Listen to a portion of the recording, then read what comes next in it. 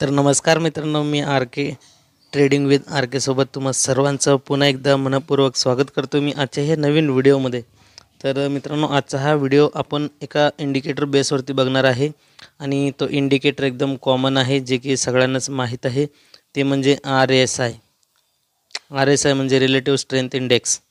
जर जुने असाल तर सगळ्यांना माहीत असेल की हा RSI बरेच जण म्हणजे पॉप्युलर लोक म्हणजे जे वेल ट्रेडर आहेत, जे प्रोफेशनल ट्रेडर आहेत, ते पण ह्या RSI इंडिकेटरचा वापर करतात। आणि जे नवीन आहे त्यांच्यासाठी हा व्हिडिओ स्पेशली होणार आहे, कारण की RSI मध्ये कसं आहे, आपण बरेचसे स्ट्रॅटेजीज बघितलेले आहे। पण आज जो मी RSI मध्ये जे मी तुम्हाला स्ट्रॅटेजी सांगणार आहे, जे ट्रेडिंगचा सेटअप सांगणार आहे, त्याच्यामध्ये तुम्हाला ट्रेंड चेंज होताना दिसेल। आता तुम्ही बरेचसे RSI मध्ये सेटअप बघितले असेल तर इथं खाली बघू शकताय, आज थोडंसं ग्राफ वेगळं दिसतंय RSIचं। ओके, ग्राफ वेगळं दिसतंय, त्यामुळं आजची स्ट्रॅटेजीसुद्धा वेगळी होणार आहे। त्यासाठी व्हिडिओला स्किप न करता नक्कीच बघा, कारण की ट्रेंड कधी चेंज होणार आहे, कॉलमधून पुटमध्ये कधी जाणार, पुटमधून कॉलमध्ये कधी कन्वर्ट होणार हे तुम्हाला आजच्या व्हिडिओमधून समजेल। तरी तुम्ही सिंपल काय केलेलं आहे, वरती बघू शकताय 5 मिनिटाच्या टाईम फ्रेमवरती बँक निफ्टीचं चार्ट घेतलेलं आहे, एक्झाम्पल म्हणजे एक उदाहरणार्थ म्हणून। ओके, आणि बाकी तर RSIचं मी खाली ग्राफ तर लावलेलंच आहे, इंडिकेटर सेटअप केलेलं आहे आणि याचं जे सेटिंग आहे ते पण थोड्याच वेळात सांगणार आहे। त्यासाठी व्हिडिओला कंप्लीट न स्किप करता बघा मित्रांनो। चला तर मग व्हिडिओला सुरुवात करूया। आजच्या ह्या व्हिडिओमध्ये आपण काय करणार आहे, ट्रेंड जसं कन्वर्ट होतंय, म्हणजे वरून पडत असताना खाली कधी जाणार, वरून मार्केट खाली पडत असताना वर कधी जाणार, किंवा खालीून मार्केट वरती जात असेल तर वरून खाली कधी पडणार, तर हे तुम्हाला सांगतोय मी आता इथं थोडक्यात बघा। आपल्याला इथं थोडंसं वर घेतो याला। आता बघा याच्यामध्ये काय आहे, मार्केट आपल्याला काय करायचं आहे, एक सिंपल लॉजिक लावायचं आहे। ज्यावेळेस मार्केटचं ट्रेंड बरोबर आहे, मार्केटचं ट्रेंड अप आहे, कुठपर्यंत अप आहे तिथपर्यंत बघायचं आपल्याला, म्हणजे वाढतं कुठपर्यंत, शेवटचं हायपर्यंत असं। मग तिथून आपल्याला काय करू शकतो आपण, तिथून मार्केटमध्ये आपण तेवढ्याच रेंजमध्ये RSIला पण ट्रेंड ड्रॉ करायचा आहे। हो, तर RSIला पण मी काय करतो, इथं या RSIच्या ग्राफवरती बसणार नाही आहे, तर मी याला काय करतोय, आपण एक अशा प्रकारचं ट्रेंड ड्रॉ करूया। तर इथं बघू शकताय बरोबर, कारण की मी काय केलेलं आहे, RSIला आणि चार्टला दोन्हीला पण ट्रेंड ड्रॉ केलेला आहे। तर मार्केटचा ट्रेंड कसा आहे, वरती जात आहे। ओके, वरती जात आहे इथपर्यंत, इथून सुरुवात झालेलं आहे, इथपर्यंत गेलेलं आहे आणि तिथून मार्केट खाली पडलेलं आहे बरोबर। तिथपर्यंतच आपण काय करणार, RSIच्या ग्राफला पण एक ट्रेंड लाईन ड्रॉ करणार। आता दोन्हीमध्ये फरक तुम्हाला दिसत असेल की मार्केट काय म्हणते, तर मी वरती जाणार आहे। नीट लक्ष द्या, आपण मार्केट काय म्हणते, मी तर वरती जाणार आहे। तर RSI काय म्हणते, नाही आता इथून मी वरती जाणार नाही आहे, ट्रेंड चेंज करणार आहे। तर RSI आपल्याला काय दाखवतंय की एका लाईनीत असं आहे, आणि आपलं चार्टचं ग्राफ जे आहे ते वरच्या साईडला दाखवत आहे।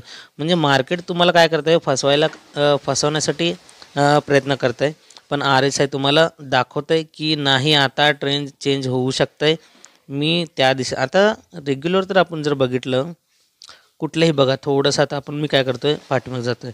आता इथं जर तुम्ही बघितलं, याच्यामध्ये काय होतंय, मार्केट वर गेलं, RSI वर गेलं, मार्केट खाली पडलं, RSI खाली पडलं, मार्केट पुन्हा वर गेलं, RSI पुन्हा वर गेलं, मार्केट पुन्हा खाली पडलं, RSI पुन्हा खाली, मार्केट वर, RSI वर। रेग्युलर तर असंच चालत असतंय, म्हणजे RSI जे आहे इंडिकेटर, ते मार्केटच्या बेसवर मार्केट जसं चालतं त्या हिशोबाने ते पॅटर्न बनवत असतं। पण इथं कधी कधी काय होतं, ट्रेंड जर चेंज व्हायचं असेल तर मार्केट एका दिशेने जात असते आणि RSI एका दिशेने जात असते बरोबर। आता इथं थोडं बघा तुम्ही, RSIचं इथं पहिलं आहे, त्यानंतर इथं क्षमा करा, म्हणजे चार्टचं पहिलं आहे इथं आहे, RSIचं पहिलं आहे इथं आहे। थोडा याला आपण मोठा करूया। आता दिसेल तुम्हाला. तर इथं बघू शकता चार्टचं पहिलं हे म्हणजे हाय इथं आहे, RSIचं इथं आहे. दुसरं हाय कुठं गेलेलं आहे, इथपर्यंत गेलेलं आहे.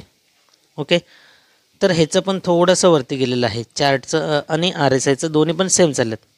त्यानंतरनं चार्टवरील तिसरा हाय म्हणजे कुठं इथं आहे, पण RSIचं वरती नाही आहे, याच लेवलला आलेलं आहे. पुन्हा अजून चार्टचं हाय इथं बनवलेलं आहे, मग RSIचं खाली गेलेलं आहे बरोबर. मग इथं थोडंसं खाली येऊन इथं वरती गेलेलं आहे, म्हणजे अजून वरच गेलेलं आहे. पण इथं RSIचं अजून खालीच हाय बनवलं आहे. म्हणजे काय, RSI एका लाईनीत येऊ लागलं आहे, RSIचं ग्राफ एका लाईनीत येऊ लागलं आहे, पण चार्टचं लाईन कसं आहे वरच्या साईडला चाललं. मग दोन्हीचं अपोजिट आहे. मग आपण या RSIला इथं फोकस करायचं. RSI दाखवा लागलं तुम्हाला की नाही इथून ट्रेंड चेंज होणार आहे. तर ह्या हिशोबाने आपण इथं काय करू शकतो आहे, इथून पुढचं डायरेक्शन घेऊ शकतो आहे, पुढचं ट्रेड घेऊ शकतो आहे. हे कधी कसं आपल्याला बघायचं आहे, मार्केटला पहिला मार्केटच्या चार्टला काय करायचं आहे, तुम्हाला ट्रेंड लाईन ड्रॉ करायचं आहे, कुठपर्यंत हाईट गेलेलं आहे तिथपर्यंत. ओके, जसं जसं समजा आता हे मार्केट आहे, एक प्रकारचं एक्झाम्पल तुम्हाला देतो. थोडंसं हे पण खाली घेतो चार्ट पण. आता बघा, आता जर समजा मार्केट हे अशा प्रकारचं पॅटर्न बनवतं आहे, अशा प्रकारचं पॅटर्न बनवतं आहे, म्हणजे हायर लो किंवा हायर हाय असं बनवतं आहे. महिला काय करायचं आहे, आपल्याला एखादं ट्रेंड ड्रॉ करायचं आहे, कुठंपर्यंत जातात तिथपर्यंत, आणि एक्झॅक्ट इथून ते इथून कुठं आता ह्या साईडला. ओके, ह्या साईज ते ह्या साईज असं स्ट्रेट खाली. RSIमध्ये पण बघायचं की RSI त्या हिशोबानं असं वरती चाललं आहे का, असं खाली सरळच चाललं आहे का, असं खाली चाललं आहे अपोजिट डायरेक्शनला. तर ते आपल्याला काय करायचं आहे, जर RSI पण या मार्केटच्या ट्रेंडच्या हिशोबानं चाललं आहे तर ठीक आहे म्हणायचं, त्याच्या हिशोबानं चाललं आहे. जर मार्केट वर जात असेल आणि RSI जर सरळ जात असेल तर मग समजून घ्यायचं की इथं डायव्हर्जन येणार आहे, म्हणजे डायव्हर्ट होणार आहे, ट्रेंड बदलणार आहे. ओके, कधी कधी तर एकदम डायरेक्ट अपोजिट दाखवते, मार्केट वर तर चार्ट खाली, मार्केट वर जात असतं तर RSIचं ग्राफ खाली जात असतं. मग इथं कन्फर्म 100% समजून घ्यायचं की या ठिकाणी मार्केटचं ट्रेंड चेंज होणार आहे. ओके, जसं की तुम्ही आता इथं एक एक्झाम्पल तुमच्या समोरच दिलेलं आहे, तुम्ही बघितलेलं आहे. बघूया अजून एखादं एक्झाम्पल आहे का, आपण ते पण चेक करूया. आता बघा, इथे एक थोडंसं एक्झाम्पल दाखवलं, हे मार्केटचं लो, थोडंसं मोठा करूया आपण आता.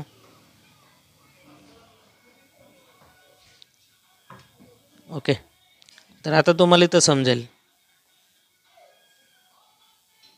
आता बघा, मार्केटचा लो इथं, RSIचं इथं, मार्केटचं दुसरं लो इथं वरती बनवलं आहे, RSIचं पण दुसरं लो इथं बनवलं आहे. मार्केट इथून वरती गेलेलं आहे, मार्केट इथून पण वरती गेलेलं आहे. म्हणजे काय, मार्केटचं हाय पहिलं इथं बनवलं आहे, वरती गेलं, इथं पण RSI वरती गेलं, तिथून मार्केट खाली, RSI पण खाली, तिथून मार्केट वर, RSI पण वर, तिथून मार्केट हळूहळू खाली आलं, RSI पण हळूहळू खाली आलं. ओके, तर हे अशा प्रकारचं मार्केटसोबतच RSI चालत असतं. पण कधी कधी मार्केटच्या अपोजिट डायरेक्शनमध्ये ज्यावेळेस मार्केट जात आहे तर त्यावेळेस समजून घ्यायचं की नाही, इथून मार्केट ट्रेंड चेंज करणार आहे. आता इथे एक बघा, सिम्पल आपल्याला काय करायचं आहे, ट्रेंड लाईन ड्रॉ. तर इथं काय करायचं आहे, हे झालेलं मार्केट आहे समजा आता इकडून, तर इथून मार्केट निघालेलं आहे, या प्लॅटफॉर्मवरून निघाली गाडी. तर इथपर्यंत आपण RSIला चार्टला काय केलं, अशा प्रकारचं ट्रेंड लाईन ड्रॉ केलं. ओके, ट्रेंड लाईन ड्रॉ केलं, एक्झॅक्ट त्याच्याच खाली आपल्याला काय करायचं आहे, चार्ट बघायचा आहे. तर हे खाली बघितलं आणि इथून खाली बघितलं. ओके, आता दोन्हीमधलं फरक बघा, RSI आणि चार्टमध्ये काय फरक आहे, तर चार्ट काय केलं आहे, याच्यावरती गेलं आहे, RSIवरती गेलं आहे. थोडंसं हे काढतो आहे. आता इथं बघा, याच्यामध्ये काय झालेलं आहे, RSIचं पहिलं इथून सुरुवात झालं, चार्टचं इथून सुरुवात झालं आहे, दुसरं हाय चार्टचं इथं आहे, ह्याचं पण हाय इथं वरती गेलेलं आहे, चार्ट वरती गेलं आहे, RSI पण वरती गेलं आहे. त्यानंतरनं चार्ट अजून थोडंसं वरती गेलं आहे आणि इथं हाय बनवलं आहे. पण RSIमध्ये थोडंसं ह्याचं जर क्लिअर केलं मी, RSIचं वरची जर टोक बघितलं तर ड्रॉ केलं तर असं क्रॉस गेलं आहे. पण इथं चार्टमध्ये तर इथं RSIमध्ये असं खालच्या साईडला आलेलं आहे. म्हणजे दोन्हीमध्ये काय बघितलं तर अपोजिट डायरेक्शन दाखवत आहे. चार्ट काय दाखवत आहे की वर जात चाललं आहे म्हणून दाखवत आहे, जसं की तुम्हाला यात दिसतं आहे तुम्हाला.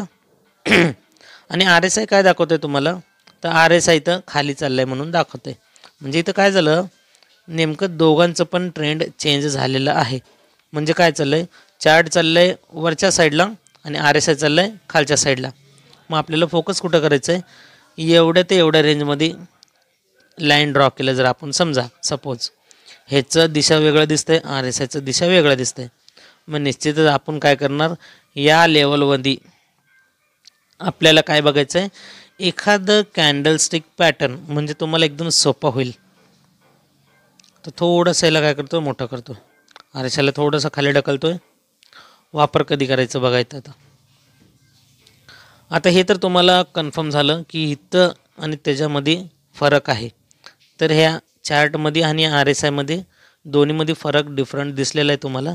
तर ह्याच्यामध्ये तुम्हाला एकच गोष्ट बघायचं आहे की या ठिकाणी तुम्हाला एखादं कॅन्डलस्टिक पॅटर्न दिसतं आहे का. तर इथं ट्रिपल कॅन्डलस्टिक पॅटर्न तसं तर आहेच, या ठिकाणी बघू शकता. इव्हनिंग स्टार या ठिकाणी दिसत आहे, ट्रिपल कॅन्डलस्टिक पॅटर्न आहे. आणि हे तर बघताय तुम्ही, लाल कलरचं मोठं बेरिश कॅन्डल आलेलं आहे, म्हणजे स्ट्रॉंग कॅन्डल आलेलं आहे लाल कलरचं बेरिश कॅन्डल, ते एक आहे. आणि अजून जर बघितलं इथं इन्व्हर्टेड हॅमर पण एक कॅन्डल आहे. तर अशा प्रकारचे जर तुम्ही कॅन्डलस्टिक पॅटर्न वगैरे बघितलं तर या ठिकाणी तुम्हाला समजेल की मार्केट तुम्हाला एकतर चार्टवरती जातं म्हणून दाखवतं आहे, आर एस आय खाली चाललं म्हणून दाखवतं आहे, आणि त्यातलं त्यात जर इथं बेरिश कॅन्डलस्टिक पॅटर्न बनवत असेल, ट्रिपल कॅन्डलस्टिक पॅटर्नमध्ये पण आहे त्या ठिकाणी. जर तिन्ही कॅन्डल म्हणून बघितलं आपण ट्रिपल कॅन्डलस्टिक पॅटर्न, तर इव्हनिंग स्टार अशा प्रकारचं कॅन्डलस्टिक पॅटर्न आहे. तर ते कॅन्डलस्टिक पॅटर्न बघून तुम्ही या ठिकाणी पुट साईडचं डायरेक्शन घेऊ शकताय. तिथून बघू शकताय मार्केट छानच खाली म्हणजे परफॉर्मन्स केलेला आहे. ओके, तर इथं बघू शकतो मार्केट बरंच काय मोठं मुवमेंट या ठिकाणी दिलेलं आहे. आणि त्यानंतरनं इथं जसं चार्टचं अपोजिट डायरेक्शन आणि आर एस आयचं अपोजिट आहे, तिथून आपल्याला कळालं की या लेवलवरनं ट्रेंड डायव्हर्जन दाखवतं आहे. मग इथून पण आपण वेगळं ट्रेंड चेंज होणार आहे म्हणून आपण जर पुट साईडला घेतलं तर तिथून मार्केट बघू शकतो इथपर्यंत खाली पडलेलं, आणि त्यासोबत आर एस आय पण एक्झॅक्ट बरोबर खाली गेलेलंच आहे. म्हणजे या लेवलवरनं काय झालेलं आहे, आर एस आय चार्टच्या माध्यमातून काम करत आहे, म्हणजे चार्टसोबत काम करत आहे, म्हणजे अपोजिटला काम करत नाही आहे. ओके, तर एवढंच एक सिम्पल लॉजिक होतं. तर आर एस आयमध्ये तुम्हाला कशा प्रकारे ट्रेंड डायव्हर्ट होतं आहे हे तुम्हाला दाखवण्याचा मी प्रयत्न केलेला आहे. तर नक्कीच हे तुम्हाला समजलेलं असेल. तर या ठिकाणी इथं पण एक छोटंसं अजून एक एक्झाम्पल घेऊया. हे दोन्ही हाय बघितलं तुम्ही, वरती गेलं आहे, आणि इथून बघितलं आहे ह्याच्याच एक्झॅक्ट खाली, आणि ह्याच्याच एक्झॅक्ट जर खाली बघितलं तर इथून आर एस आय असं स्ट्रेट थोडंसं खालच्या दिशेला आहे. मग चार्ट काय म्हणतं आहे, मी वरती चाललो आहे, पण आर एस आय काय म्हणतं आहे, नाही मी आता खाली जाणार आहे, हे तुम्हाला सांगत आहे, असं आर एस आयचं चार्ट म्हणतं आहे. मग शेवटी काय, तुम्ही जर बघितलं पूर्ण इथून मार्केट एवढं खाली पडलेलंच आहे.